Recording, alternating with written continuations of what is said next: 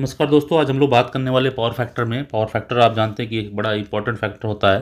कई बार क्या होता है, अगर लॉसेस ज़्यादा हमारे सिस्टम में हो रहा है तो बिजली का बिल आप देख सकते हैं बढ़ के आता है।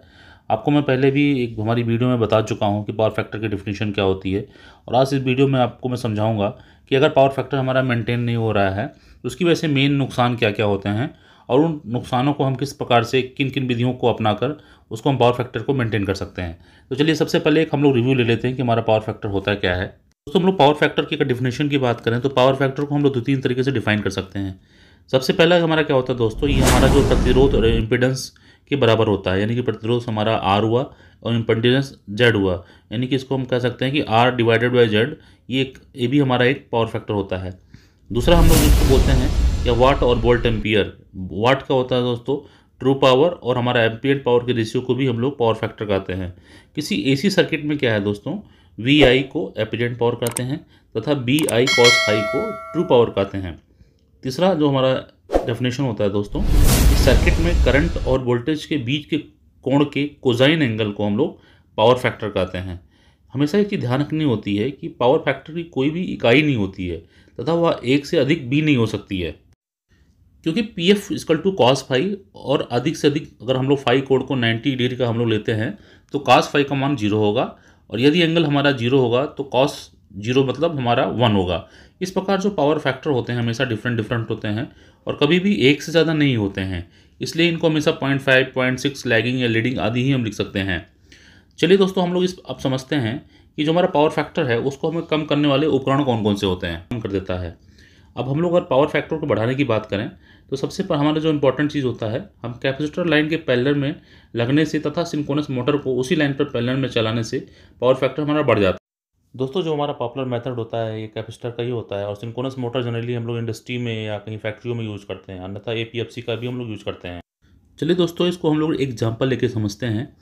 मान लीजिए हमारा पावर फैक्टर एसी सप्लाई में, पावर फैक्टर को अगर हम समझने के लिए अगर हम बात करें तो किसी सिंगल फेज अल्टरनेटर को 400 वोल्ट पर अधिक से अधिक हम करंट 1000 एम्पियर मान लीजिए दे रहे हैं, तो इसलिए अल्टरनेटर की जो रेटिंग होगी क्या हो जाएगी दोस्तों, 1000 मल्टीप्लाइड बाई 400 डिवाइडेड बाई 1000, यानी कि हमारा क्या हो गया 400 kVA।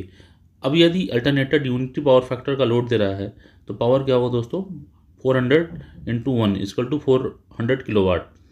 यदि यही पावर फैक्टर को हम 0.6 हो जाए तो लोड पावर फैक्टर क्या होगा कि 400 इंटू 0.6, यानी कितना हुआ दोस्तों 240 किलोवाट। यानी कि यहाँ पर चाहे अल्टरनेट पूरा लोडेड है या पूरे वोल्टेज पर अधिक से अधिक करंट पैदा कर रहा है, फिर भी 0.6 पावर फैक्टर पर वो अपनी पूरी क्षमता का 60% लोड देगा। अर्थात क्या हुआ इसका दोस्तों, 240 किलो वोल्ट। अब यदि 0.6 पावर फैक्टर पर फुल लोड 400 किलोवाट लेना हो तो अब क्या करना पड़ेगा कि अल्टरनेटर को ओवरलोड करना पड़ेगा, और इस प्रकार सप्लाई देने वाले जो हमारे वायर्स होते हैं उनको भी इतना मोटा करना पड़ेगा कि वह ओवरलोड करंट ले लें, वरना तारों के गर्म होकर इससे नुकसान पहुंचने के चांसेस रहेंगे। इस प्रकार हमारा जो पावर हुआ, कम पावर फैक्टर के लिए अल्टरनेटर की साइज़ बढ़ानी पड़ेगी, उसके साथ ही साथ सप्लाई तारों को मोटा करना पड़ेगा जिससे खर्चा पड़ेगा। इस कारण से ही विद्युत सप्लाई वाले इस बात पर हम लोग ध्यान देते हैं कि फैक्ट्री का पावर जो है ऊंचा रखो हमेशा, यानी कि एक तक मैक्सिमम हम लोग, यानी कि यूनिटी ही मेंटेन रहे। अब हम लोग समझते हैं दोस्तों कि हमारा अगर कम पावर फैक्टर है, यानी लो पावर फैक्टर है, तो उसका इफेक्ट क्या होगा। तो सबसे पहले क्या होगा दोस्तों, हमारा जो दी हुई पावर के लिए कम पावर फैक्टर होने से क्या होगा, करंट अधिक होगी, जिससे कॉपर लॉस बढ़ेंगे, उपकरणों की एफिशिएंसी कम होगी और सप्लाई लाइन की एफिशिएंसी भी कम होगी।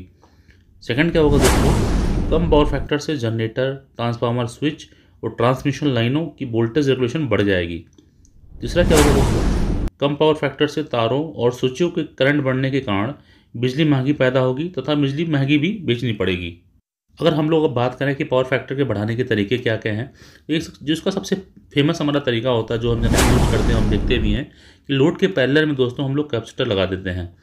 दूसरा क्या होता है कि लाइन का पावर फैक्टर बढ़ाने के लिए उस लाइन पर ओवर एक्साइटेड सिंक्रोनस मोटर भी चला देते हैं। आमतौर पर जो कैपेसिटर वाली विधि ही यही प्रयोग में लाई जाती है। इसमें होता है क्या कि इंडस्ट्रियल एरा का जो पावर फैक्टर होता है इंडक्शन मोटर, पंखे तथा ट्यूबों के कारण कम रखता है। तो इसको टैरिफ के कंटेंट में समझें, यानी कि जो हमारा बिजली का बिल आता है उसके अगर हम लोग इसको एग्जांपल लेके समझें तो होता क्या है कि जो विद्युत सप्लाई की कंपनी का जो अक्सर टैरिफ जो होता है ऐसे बनाती हैं कि उनका जो कंज्यूमर्स के ऊपर अधिक भार डाला जाता है। जिनके यहाँ पावर फैक्टर कम तथा लैगिंग होगा उनको यहाँ यहाँ के लिए मांगे गए केवीए पर ही केवीए के लिए अलग से पैसे देने पड़ेंगे।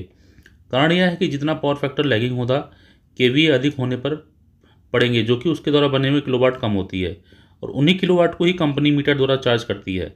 अर्थात कम पावर फैक्टर पर केवीए अधिक गए और किलोवाट कम गया और बिजली अधिक गई और भी कीमत कम आई। उसके असर और इस प्रकार हो सकते हैं दोस्तों, केबलें पूरी करंट लेंगी पर सप्लाई कम होगी, जिससे केबलें गर्म हो जाएंगी। वाटलेस केवीए अधिक देने के लिए बिजली अधिक पैदा करनी पड़ेगी। तीसरा क्या होगा दोस्तों कि हमारा कम पावर फैक्टर अल्टरनेटरों में अधिक वोल्टेज ड्रॉप होगा, जिससे एक्साइटर बड़े लगाने पड़ेंगे। चौथा क्या होगा दोस्तों कि कम पावर फैक्टर ट्रांसमिशन लाइनों में खराब वोल्टेज रेगुलेशन देना पड़ेगा। पांचवा क्या होगा दोस्तों कि कम पावर फैक्टर को बढ़ाने के लिए ठीक मान के कैपेसिटर इंडक्टिव लोड के पैरेलल में लगाते हैं।